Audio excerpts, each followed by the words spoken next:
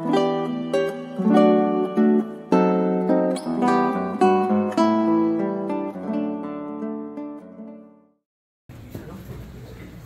días, hermanos. Dios les bendiga. Gloria a Dios que nos permite estar reunidos escuchando su palabra y luego, después del alimento espiritual, pues también el convivio. Gracias que por el tiempo nos permite tener, pero también gracias a Dios por esos hermosos cantos que nos recuerdan hermosas verdades de esta gran esperanza que tenemos en Cristo Jesús. Y muy acorde al mensaje de esta mañana, les voy a pedir que me acompañen a Romanos capítulo 6. Estamos continuando con nuestras exposiciones en este capítulo de Romanos. Romanos capítulo 6. En esta ocasión daremos lectura del versículo 12 al versículo 14.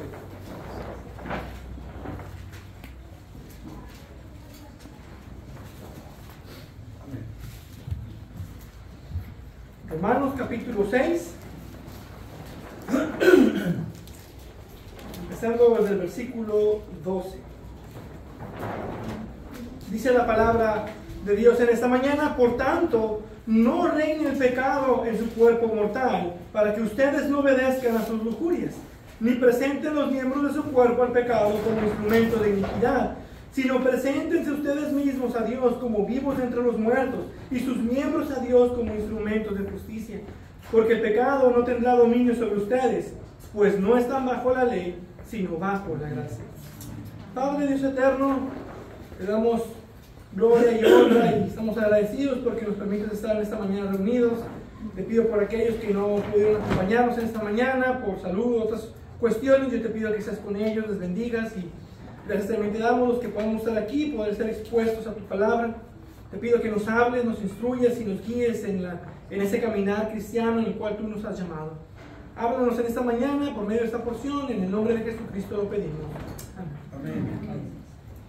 Bueno, hemos estado viendo ya este capítulo por esta tercera ocasión, y recordemos que empezando desde el capítulo 5 de Romanos hasta el capítulo 8, Pablo ha estado introduciendo una nueva sección que abarcará hasta el capítulo 8, y como él ya presentó los resultados que tenemos en la justificación por medio de la obra de Cristo, con una garantía para nuestra esperanza futura, es importante resaltar ¿por qué esta garantía está bien definida por la justificación? Entonces, procede a explicarnos por qué es que la justificación llega, o más bien, cuál es la base en la cual nosotros somos justificados. Y desde ese punto, Pablo divide a la humanidad en dos reinos, en dos realidades. Y principalmente esta división está marcada o liderada por Adán o por Cristo. Tan marcada está esa diferencia que si estás del lado de Cristo no puede haber ni una pizca de duda de la seguridad y certeza que tienes de la salvación y de gloria eterna por los méritos de Cristo.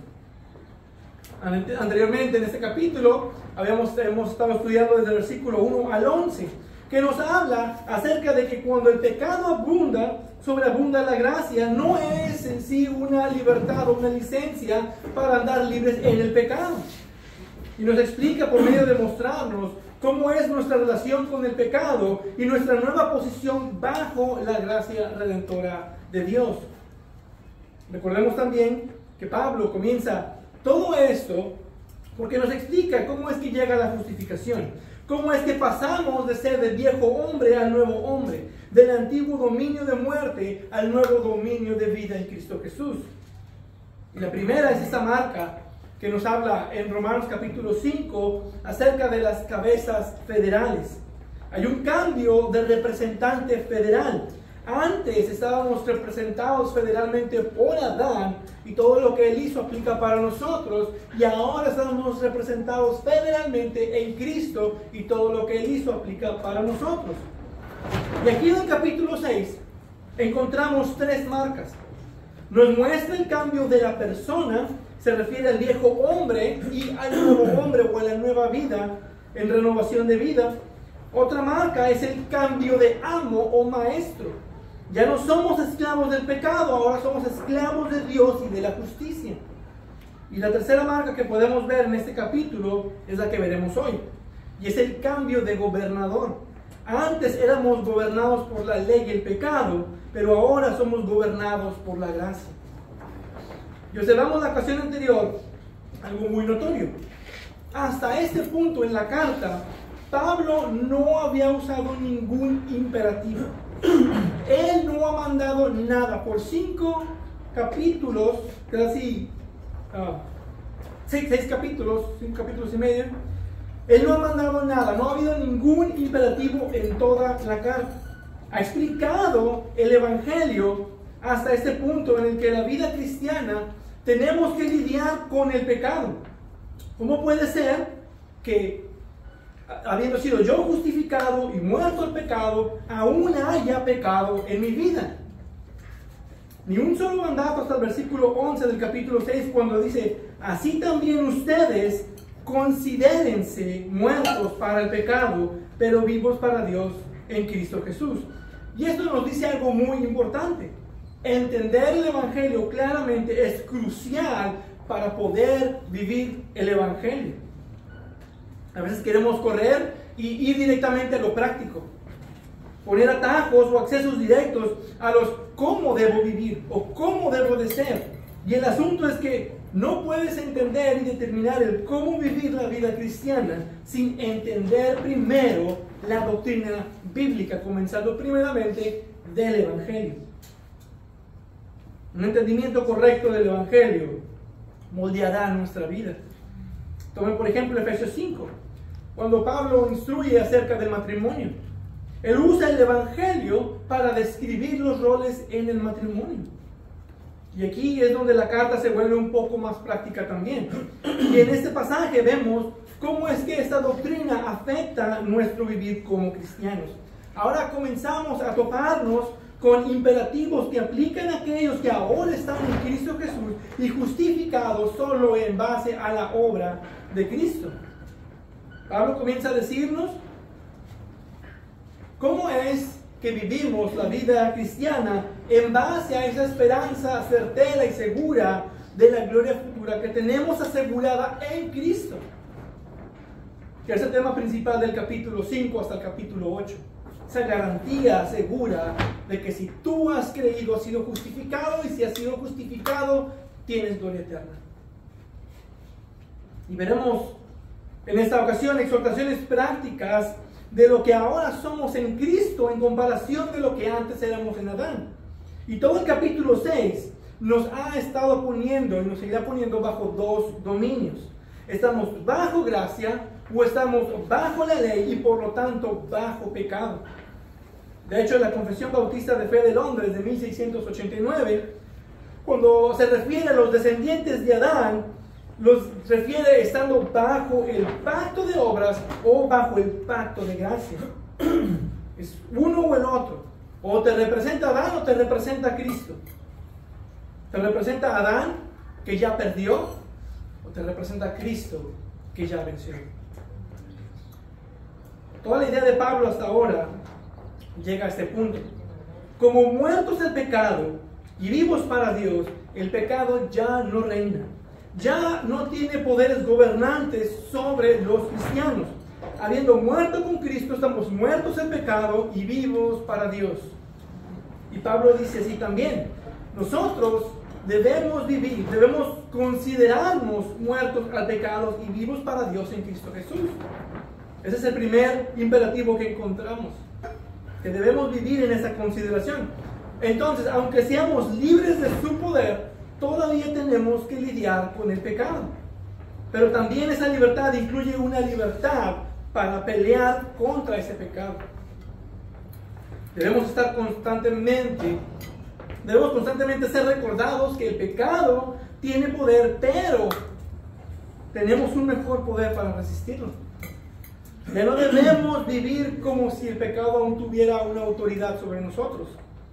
El problema es que a veces parece que todavía tiene ese poder porque nosotros se lo permitimos. Y más bien nosotros debemos pelear, esforzarnos en no dejar que el pecado reine, en no dejar que el pecado nos someta. Ahora que estamos vivos para Dios, somos capaces tanto de obedecer al pecado o obedecer a Dios. Y la pelea en nosotros, lo que debemos buscar es obedecer a Dios y someternos a su Espíritu Santo en santidad y obediencia. Y Pablo entonces concluye esto. Dice, por tanto, o en conclusión, si el pecado aún tiene poder, aún puede reinar en nosotros, nosotros debemos, como decía la palabra, calcular, considerar que ya estamos muertos al pecado y realmente no tiene autoridad. Y aún más, estamos vivos para Dios y Él está con nosotros. Y entonces, en esa conclusión nos da dos mandatos. Negativamente, no dejar que el pecado reine. Y positivamente es presentarnos a Dios como vivos. Veamos primeramente el mandato negativo, versículo 12. Por tanto, no reine el pecado en su cuerpo mortal. Primeramente tenemos este imperativo, presente imperativo. Es un mandato. Y la exhortación es clara. Habiendo expuesto su punto, Pablo nos exhorta a no permitir que el pecado sea el rey en nuestra vida en este mundo. Si en verdad estamos muertos al pecado y el pecado ya no reina, ¿por qué Pablo nos instruye a que no reine el pecado en nuestro cuerpo mortal? Porque la realidad es que, aunque el pecado no puede reinar en nosotros, aunque ya no nos puede gobernar,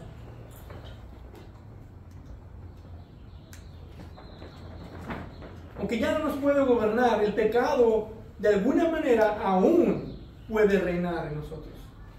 Y a lo mejor lo puedes ver de cierta manera contradictorio. ¿Cómo puede ser que no tiene el poder para gobernar, pero aún puede reinar? Lo que debemos entender es que el pecado ya no tiene el poder ni la habilidad para gobernar en nosotros. Sin embargo, aún está ahí, como dicen, dando sus patadas de ahogado.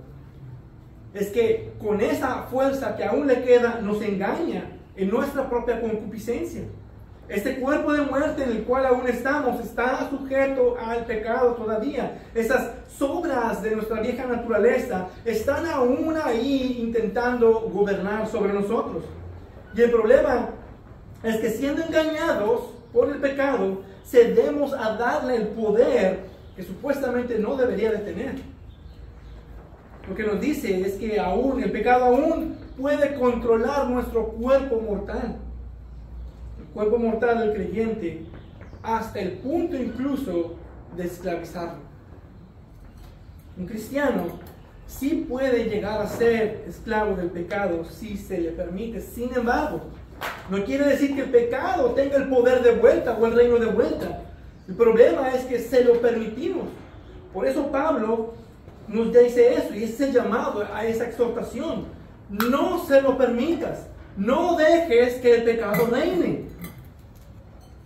Y tenemos que unir esta idea con el pasaje anterior, porque esta es una conclusión para dar más luz a esto. Habiendo muerto el pecado por la obra de Cristo, cuando Cristo murió, nosotros morimos, nuestro viejo hombre murió, ya no perteneciendo ahora al dominio del pecado y dejando de ser esclavo del pecado. Por tanto, no dejen que reine el pecado en su vida. Más bien, tú debes de ser quien supuestamente deberías de ser. Alguien que ahora está bajo un nuevo dominio. Alguien que ahora está vivo para Dios. Y que está siendo transformado a su imagen y semejanza para reflejar su gloria y su santidad. Espero puedan ver la conexión con el mensaje anterior.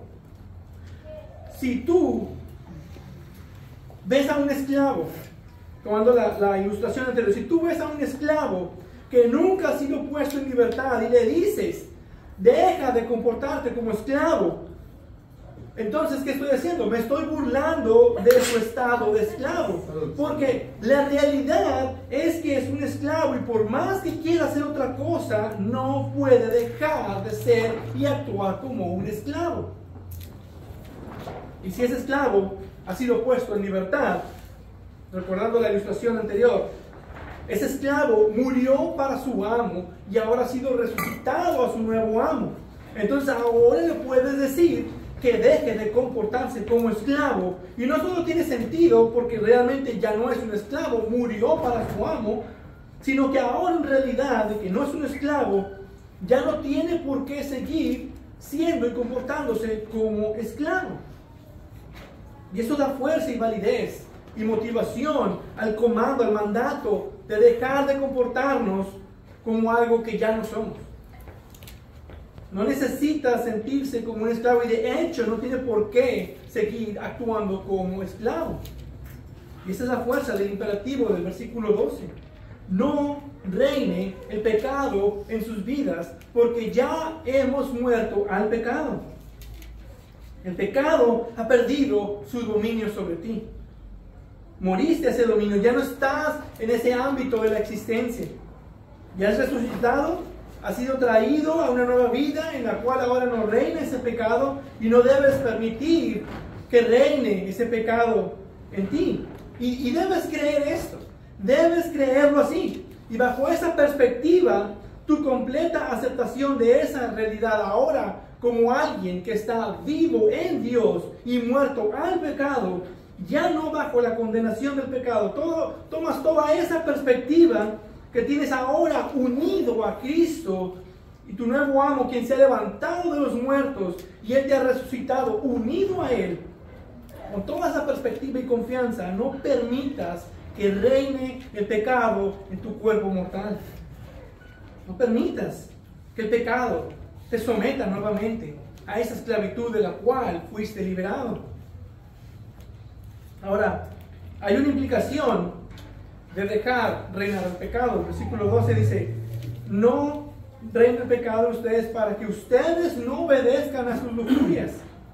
Primeramente, la palabra lujuria no está en la referencia del deseo sexual solamente, sino en general en los deseos pecaminosos de nuestro corazón. Es el desear lo que es prohibido o anhelar lo que sabemos está mal.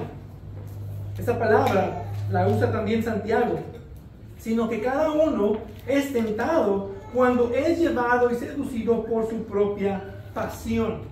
Esa es la palabra, Santiago 1:14. Ese deseo pecaminoso, esa pasión, el cual nos quiere tomar presos. Y la implicación es que este viejo amo que teníamos estará constantemente intentando arrastrarte, intentando someterte. Quiere, con el restante de su fuerza, volver a ser tu cruel amo. Dejar que el pecado reine es dejarlo ser Señor de nuestra vida nuevamente para servir a los deseos pecaminosos de nuestro corazón. Por así decirlo, es dejarnos llevar por el pecado, o como dicen, darle rienda suelta a la carne. El pecado aún está emprendiendo una batalla en nosotros, pero no debemos dejarnos llevar por esos deseos y esos apetitos, por esas lujurias. Debemos resistir y decirle con la confianza de que ahora en Cristo ya no soy ese viejo hombre en el cual tú tenías el dominio. Ahora yo soy un nuevo hombre en Cristo Jesús. He sido hecho una nueva criatura en Cristo Jesús. Ese poder del pecado fue arrancado de nuestros corazones en la regeneración.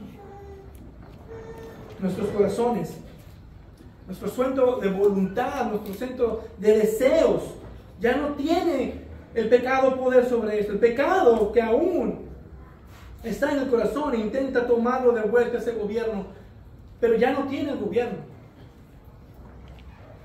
Por eso dice MacArthur correctamente: la pelea contra el pecado siempre está en el corazón. Y ahí debemos dejar que se quede. No debemos dejarlo salir para que haga lo que quiera. Si no peleamos en nuestro corazón, dejaremos que el pecado reine. Y si dejamos que el pecado reine, entonces esos deseos del corazón serán obedecidos. Mentiras, asesinatos, iras, contiendas, lujuria sexual, infidelidad, envidia, pleitos, todo esto proviene del corazón. Y el problema de esto es que el pecado tiene consecuencias. Nuestro pecado tiene consecuencias. El pecado daña, el pecado destruye, el pecado no hace el bien. Como has sido traído a una nueva vida en Cristo, simplemente no puedes dejarte llevar, sino debes poner resistencia a estos deseos. La vida cristiana es uno de continuo conflicto interno. de una batalla interna. Es voluntariamente someterte a una batalla contra tus propios deseos pecaminosos. El poder del pecado quiere retomar nuestros corazones y nuestra voluntad para que le sirvamos, para que volvamos a ser sus esclavos por medio de nuestros cuerpos, o como dice aquí, nuestros miembros. Por lo tanto, debemos no dejar que reine, evitando presentar nuestros cuerpos o los distintos miembros aún corruptos como instrumentos para la iniquidad. Pablo nos describe una consecuencia o resultado de dejar que el pecado reine. Cuando reina el pecado, obedecemos a las lujurias, y cuando la lujuria es concebida, dejamos que nuestros cuerpos sean instrumentos para la iniquidad. Versículo 13. Ni presenten los miembros de su cuerpo al pecado como instrumentos de iniquidad. Este es un imperativo también que acompaña al anterior. No presentar. Puede ser que batalles en el corazón y pierdas. Algún deseo pecaminoso está ahí y no lo pudiste controlar. Puede ser que dejes escapar ese deseo pecaminoso. Y mayormente es lo que pasa en un creyente. Pero de ahí, a ese deseo está la acción. Por eso también debemos hacer notar la diferencia entre la ley mosaica y la ley moral de Dios. La ley mosaica se enfoca en la acción resultante de los deseos pecaminosos. La ley moral de Dios se enfoca en esas pasiones pecaminosas, en esos deseos pecaminosos del corazón. Por ejemplo, la ley mosaica dice no matarás, pero no dice nada acerca de odiar. Jesús enseñó que el asunto del pecado no está en la acción solamente, sino en el deseo inicial de esa acción, que es el odio hacia tu prójimo. El odio eventualmente te llevará a cometer asesinato. Otro ejemplo. Tú puedes mirar a una mujer y cometer lujuria en tu corazón, pero para Dios ese ya es un acto pecaminoso. Es pecado. El problema es que si dejas ese pecado de lujuria fluir, terminarás en fornicación y adulterio. Y ahí es donde estás permitiendo que el pecado tome tu cuerpo para hacer lo que no conviene. Y esa es la exhortación de Pablo. Primeramente, no dejes reinar el pecado. Si pierdes, no dejes que ese deseo pecaminoso invada tu corazón.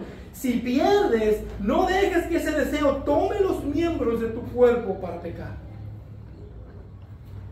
No permitas que el pecado use tu cuerpo, tus ojos, tu boca, tus órganos reproductores, tus manos, tus pensamientos, tus emociones, todo lo que tú eres. No dejes que el pecado te tome. No permitas que el pecado tome control de tu cuerpo nuevamente. No te dejes ser instrumento para el mal. No dejes que este cuerpo en el cual habita el Espíritu Santo sea un instrumento para la iniquidad, porque tú ya has sido hecho una nueva criatura en el cual el Espíritu Santo habita. Escuchen la exhortación de Pablo a los Efesios. El que roba, no robe más, sino más bien que trabaje, haciendo con sus manos lo que es bueno, a fin de que tenga que compartir con el que tiene necesidad. No salga de la boca de ustedes ninguna palabra mala, sino la que sea buena para edificación, según la necesidad del momento, para que imparta gracia a los que escuchan. Y no entristezcan al Espíritu Santo de Dios, por el cual fueron sellados para el día de la redención. Efesios 4, 28 al 30. Ahora bien, debemos considerar que sería un error pensar que nuestra vida cristiana es ver el pecado y decirle, no, basta, y ya, ahí se queda. Más bien la vida cristiana, la nueva vida que tenemos en Cristo, es más una vida proactiva. No es simplemente dejar de hacer algo, pero también nos llama a hacer algo. No se trata solo de no obedecer a las lujurias, sino también actuar a favor de esta nueva vida. Así que Pablo nos alienta a los creyentes a presentarse delante de Dios. Versículo 13. Sino preséntense ustedes mismos a Dios como vivos de entre los muertos. Aquí este verbo tenemos un aoristo imperativo. Hay una diferencia con la acción continua del primero de no dejar constantemente que el pecado reine. En comparación, este nuevo imperativo es una sola vez. Esto lleva una idea también de urgencia. La palabra para presentarse tiene la idea de ceder el paso, presentar o estar del lado de. Es decir, que nuestra forma de vida muestra como si realmente hubiéramos muerto al pecado y estamos vivos para Dios. Como que estamos caminando al lado de Dios y no del lado del pecado. Nuestro estilo de vida debe manifestar la nueva vida que tenemos en Dios, que tenemos en Cristo Jesús. Comenta Ibis Carballosa: en lugar de presentar nuestra vida constantemente como instrumento del pecado, el creyente debe presentarse a Dios como alguien que ha sido justificado, declarado justo. Presentarse como alguien rescatado de entre los muertos y que ahora posee una vida permanente y verdadera.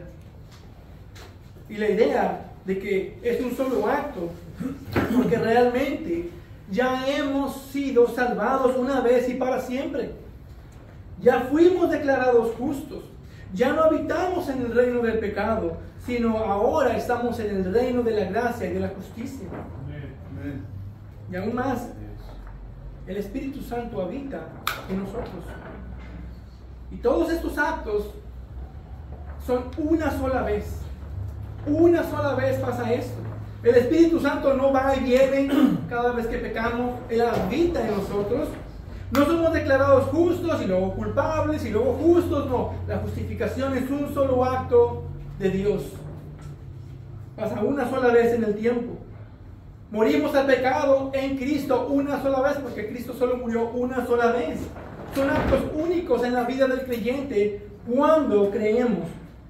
Entonces, morimos también al pecado una sola vez y por lo tanto debemos estar conscientes de la presencia de Dios en nuestras vidas. Eso es presentarnos a nosotros mismos a Dios. Estar conscientes de que habitamos y vivimos en la presencia del Señor. Eso es vivir en el temor del Señor. Recordar que ya no habitas en el reino de la muerte y bajo el poder del pecado, sino que ahora habitas en la presencia de Dios y bajo el poder de la gracia. Y esa es la manera bíblica de cómo nosotros podemos lidiar con el pecado. No solo es evitar que el pecado reine, pero ahora activamente hacer buenas obras, andar en justicia y andar en santidad, obedeciendo a Dios, estudiando su palabra, teniendo comunión con Él. Vivir la vida tal como Dios nos manda que la debemos vivir. Y eso es lo que vemos, es el resultado de vivir bajo la gracia delante de Dios. Versículo 13. Presentando también, dice, sus miembros a Dios como instrumentos de justicia. Al vivir la vida piadosa que Dios nos ha llamado y también nos ha equipado para vivir, para andar en lugar de andar presentando nuestros miembros, nuestros cuerpos como instrumentos para el mal y para el pecado, ahora tenemos la habilidad y tenemos el poder para presentar nuestros cuerpos como instrumentos de justicia, para hacer el bien, para hacer buenas obras, para amar. Tenemos la habilidad y el poder para vivir de acuerdo a lo que la palabra de Dios demanda de nosotros. Y esto remueve las excusas de los creyentes. Estar bajo la gracia nos permite hacer lo que Dios nos ha llamado a hacer y vivir de la manera en la que Dios nos ha llamado a vivir. Y muchos ponen las excusas, es que no sé. O a lo mejor pueden decir, no puedo. O como dicen algunos, mi mamá no me deja. Excusas. Excusas. Si realmente eres creyente, Dios te ha dado todo lo que tú necesitas para vivir en esta vida de una manera piadosa, de una manera de acuerdo a la santidad de Dios, de una manera de acuerdo a lo que Dios nos manda en amor. Si realmente eres creyente, Dios te ha dado todo lo necesario para que tú seas un instrumento de justicia en sus manos. ¿Y cómo es que podemos ser un instrumento de justicia o para la justicia? Pablo lo explica en Colosenses 3, que es paralelo a este pasaje. Pablo, hablando de la vieja vida, nos dice cómo es que no debemos de vivir y nos da una lista de pecados. Es decir, cómo es el no dejar que el pecado reine. Y nos insta a cómo debemos desechar al viejo hombre y ahora vestirnos del nuevo hombre. Entonces, ustedes, como escogidos de Dios, santos y amados, revístanse de tierna compasión, bondad, humildad, mansedumbre y paciencia, soportándose unos a otros y perdonándose unos a otros. Si alguien tiene queja contra otro, como Cristo los perdonó, así también hagan ustedes. Sobre todas esas cosas, vístanse de amor, que es el vínculo de la unidad. Colosenses 3, versículos 12 al 14. Otro pasaje similar está en Efesios 5. Sean pues imitadores de Dios como hijos amados, y anden en amor, así como también Cristo les amó y se dio a sí mismo por nosotros, ofrenda y sacrificio a Dios como fragante aroma. Porque antes ustedes eran tinieblas, pero ahora son luz en el Señor. Anden como hijos de luz, porque el fruto de la luz consiste en toda bondad, justicia y verdad. Estos son los mandatos y la forma en la que nosotros debemos andar y vivir, en el cual cómo debemos obedecer y cómo estamos en Cristo. No tenemos excusa para no ser instrumento de justicia en obediencia a Dios y vivir de esta manera.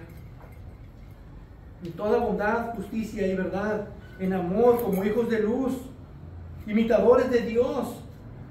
En otras palabras, ser instrumentos de justicia es ser portadores de la imagen de Dios y reflejar sus atributos, reflejar su gloria en nuestras vidas.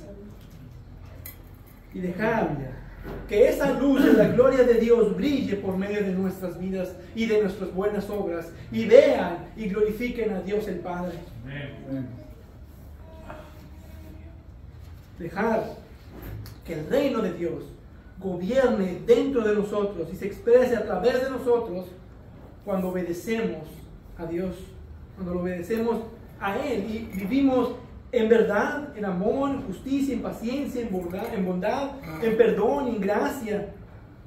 Yo pues, prisionero del Señor, les ruego que ustedes vivan de una manera digna de la vocación con que han sido llamados. Efesios 4:1. Ese era el deseo del apóstol Pablo. Vivan para ser instrumentos de justicia. Tenemos un llamado en esta nueva vida, a la cual debemos responder en obediencia como instrumentos de justicia en las manos de Dios. Entonces esos dos mandatos nos llevan a lo que es considerar vivir bajo el pecado y lo que es vivir bajo la gracia. Vivir bajo el pecado nos hace instrumentos de la iniquidad. Sin embargo, ya no estamos bajo el dominio de la ley, que es la que le da vida al reinado del pecado en nosotros, sino que ahora estamos vivos para Dios. Estamos ahora bajo gracia. Versículo 14. Porque el pecado no tendrá dominio sobre ustedes, pues no están bajo la ley, sino bajo la gracia. Aquí Pablo está haciendo un resumen de lo que está queriendo enseñar de la conclusión. Por tanto, dice, es el comienzo de la conclusión de lo que ha estado enseñando del versículo 1 al versículo 11. Y aquí del versículo 14 nos da la razón de esa conclusión. La razón de que el pecado no reina y que tengamos una nueva voluntad que no es esclava al pecado es porque ahora estamos bajo la gracia. Interesantemente hace un juego de palabras. Dice que el pecado no reina en nosotros, pues no estamos bajo la ley. Recordemos que toda esta sección comenzó por lo que dijo en el capítulo 5 y se nos da una mejor idea de lo que está diciendo aquí con esto. Dice, la ley se introdujo para que abundara la transgresión, pero donde el pecado abundó, sobreabundó la gracia, para que así como el pecado reinó en la muerte, así también la gracia reine por medio de la justicia para vida eterna, mediante Jesucristo nuestro Señor. Romanos 5, 20 al 21. Entonces hay una relación muy unida entre la ley y el pecado. Sabemos que la ley revela el pecado y además la ley tiene la función de alborotar el pecado en nuestros corazones. Es decir, que el poder del pecado es la ley. Al estar bajo la ley, estamos también bajo pecado. Y aquí también nos dice que la ley se introdujo para que abundara el pecado. Entonces, estar bajo la ley es estar bajo el pecado. Es lo mismo. Y esto nos dice que nuestra libertad de la ley también es libertad del pecado y además libertad de la culpa del pecado. ¿Por qué? Porque el poder que el pecado tiene sobre nosotros ha sido destruido. Nos separamos de una justicia de obras propias a un sistema de justicia de obras ajenas. Ahora hemos sido justificados, declarados justos delante de Dios, delante del trono de Dios por la obra y mérito de Jesucristo. Si de verdad lo tenemos presente, los motivos de nuestro pecado se debilitarán. La ley no tiene autoridad sobre nosotros y por lo tanto el pecado no tiene poder sobre nosotros. Realmente hemos pasado a una nueva realidad, a un nuevo dominio, a una nueva naturaleza. Timothy Keller comenta: recordar que somos completamente amados y justos en Cristo debilita y le resta fuerza a nuestros motivos y deseos por el pecado. El problema de esto es que somos muy olvidadizos. Y nosotros necesitamos ser constantemente recordados, necesitamos ser constantemente expuestos a la palabra de Dios, expuestos a su verdad por la cual somos santificados. Debemos ser expuestos constantemente a las preciosas verdades del Evangelio. Esto es lo que es verdaderamente vivir bajo la gracia, presentándonos a Dios como vivos por medio de la resurrección de Jesucristo. Ya estás bajo la gracia y ya no estás bajo pecado. Y ahora estás llamado a ser siervo de la justicia en lugar de ser un siervo del pecado. Hay un cambio radical en tu vida. Y eso debe de notarse, debe comenzar a notarse en tu vida de una manera u otra, de que ya no perteneces al reino en el cual estabas antes, de que ya no eres la misma persona que estabas antes, de que ya no tienes el mismo gobierno que tenías antes. Debe de comenzar a verse en tu vida ese nuevo hombre y se debe de ver menos y menos ese viejo hombre. Y esa forma de vivir se debe de notar de dos maneras, como observábamos: negativamente, por no dejar que pecado reine, y positivamente, viviendo en obediencia a Dios. Y siendo esta una exhortación práctica, quiero que veamos cómo es vivir bajo la gracia.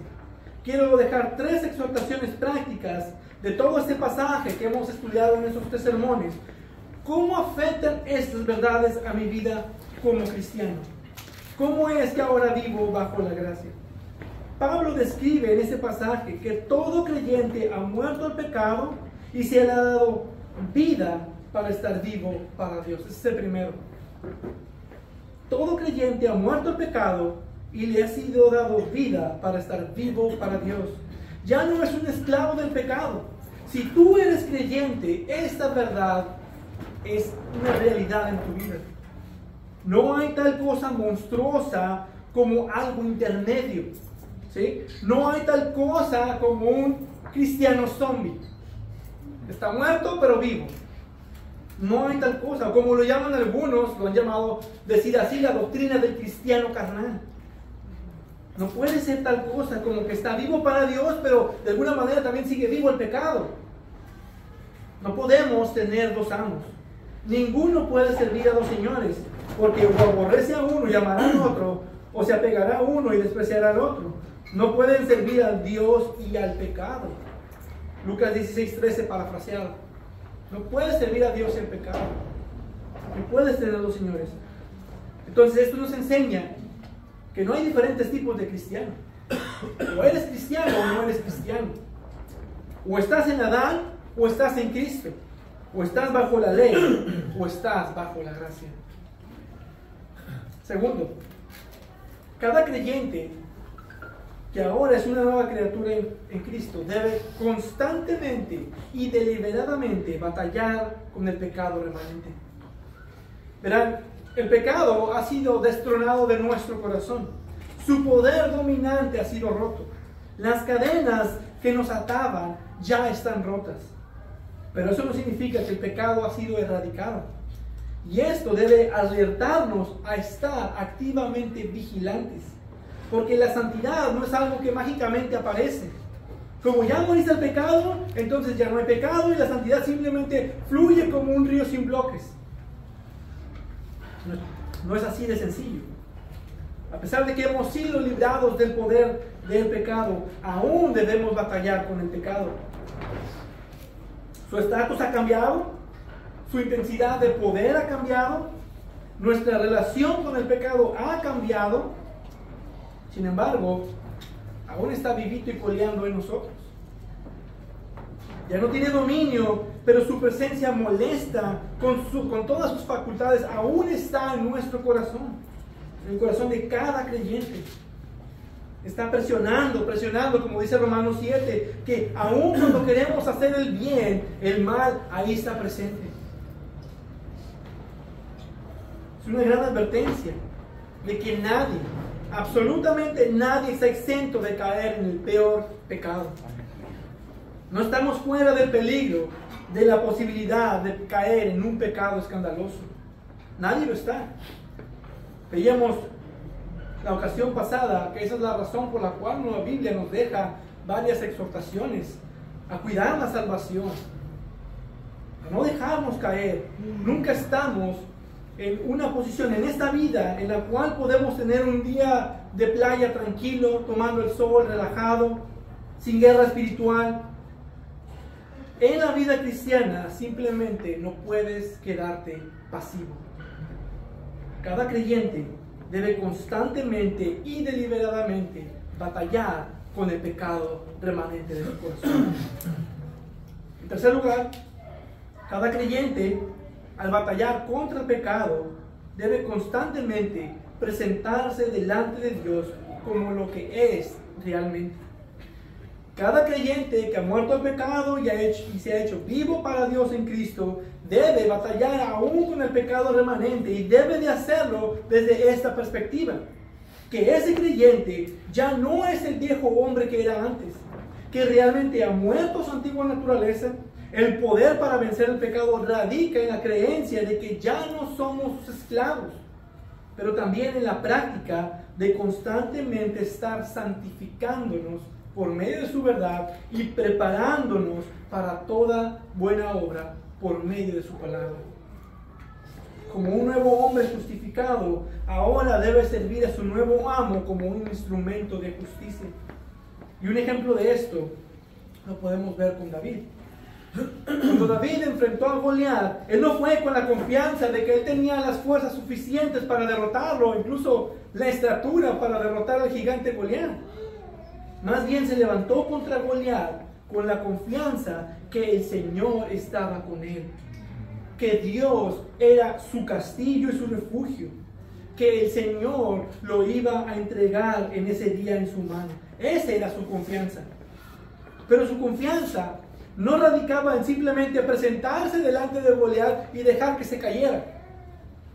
Por más simple que pudiera parecer, David activamente tomó su onda y buscó varias piedras, se paró contra el gigante con su onda y sus piedras, sí, lanzó una piedra.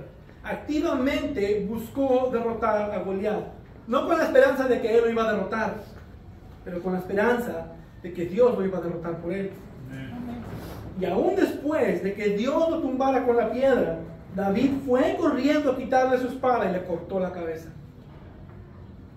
Así, hermanos, es como nosotros deberíamos activamente derrotar al pecado, con las perspectivas que ahora le pertenecemos a Cristo y tenemos lo necesario para vivir la vida que Dios demanda. Estamos bajo la gracia de un Dios maravilloso, un Dios que nos ha dejado su Espíritu Santo, nos ha dejado su palabra, que Él nos cuida, nos protege, que Él va delante de nosotros, Él es nuestro refugio, nuestro castillo. Él es nuestro ayudador, pero también es un excelente abogado. En Cristo, cuando pecas, podemos confiar que abogado tenemos con el Padre. Nosotros debemos confiar y estar preparados, presentándonos constantemente delante de Dios. Y termino con esto. El poder que resucitó a Jesucristo de entre los muertos está activamente en nosotros. Y esa es la promesa. El pecado no tendrá dominio sobre ustedes. No tendrá dominio. Mientras peleas contra el pecado, no es una batalla sin sentido o sin esperanza, aun cuando fallas, porque seguirás peleando y peleando hasta que consigas la victoria. Y vas a ir progresando, vas a ir avanzando hasta el punto que ese pecado no te traerá de rodillas nuevamente. Esto es vivir bajo la gracia. Que aunque el pecado voluntario abunda, el pecado no voluntario abunda en tu vida, ese pecado en el cual has sido derrotado, aún así sobreabunda la sublime gracia de Dios. Vivir bajo la gracia te muestra el vivir plenamente a la realidad de tu nuevo nacimiento y de tu justificación, de tu posición delante de Dios. Vivir bajo la gracia te habilita para vivir en una batalla continua contra el pecado. Que aun cuando eres derrotado te vuelves a levantar. Y aun cuando eres derrotado te vuelves a levantar. Vivir bajo la gracia te garantiza que a pesar de las derrotas, mientras continúes peleando, vencerás. Ya no estás bajo la ley, ni de las demandas de la ley. Ya no estás bajo el poder del pecado. Ahora ve y vive como un instrumento de Dios, como un instrumento para la justicia, para la gloria de Dios. No podemos vivir bajo estos mandatos si primero no entendemos bien el Evangelio. Pablo no está simplemente dándonos moralismo, vivir de una cierta manera. Lo que nos enseña es que esa es una vida que solo se puede vivir por el poder y el conocimiento del Evangelio de Jesucristo, el cual se ha creído y se ha recibido por la fe. El Evangelio de la gracia es el poder de Dios para la salvación, incluyendo la vida cristiana hasta la esperanza de la gloria futura que tenemos garantizada en Cristo Jesús. Eso incluye nuestra batalla contra el pecado. Habiendo sido traído al reino de la gracia, vivamos el Evangelio bajo gracia y no bajo pecado. El Señor de toda gracia nos capacite y nos ayude. Amén. Padre Dios bueno y eterno, Dios de toda gracia y misericordia, sabemos que tenemos una gran pelea, sabemos que somos débiles y torpes, sabemos que constantemente fallamos y en nuestro corazón pecamos.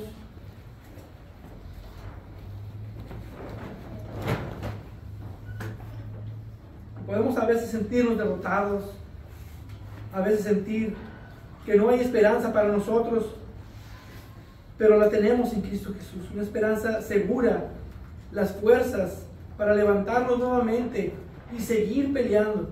Cuando vengan las pruebas, aunque fallemos, seguir intentando, porque sabemos que tú nos vas a ayudar, sabemos que tú nos vas a levantar, tú vas a renovar nuestras fuerzas como el águila, y seguiremos en esta batalla, y seguiremos peleando contra el pecado nosotros. Y con tu ayuda venceremos. Con tu ayuda seremos siendo más y más renovados, más a la imagen de Jesucristo. Y yo te pido que sigas trabajando en nuestras vidas, aunque a veces duelan los golpes. Yo te pido que sigas moldeando nuestro carácter, que sigas moldeando nuestros deseos para que sean más conformados a la preciosa imagen de tu Hijo. Sigue trabajando en tu iglesia, en cada uno de nosotros, en nuestros corazones, y ayúdanos a tener más victorias que derrotas. Ayúdanos a estar conscientes del pecado de nuestra vida. Ayúdanos a vivir en una santidad en la cual te agrade a ti. Nos encomendamos en tus manos, sabiendo que tú eres el que nos ayuda, el que nos soporta, el que nos guía. Amén y amén. Amén.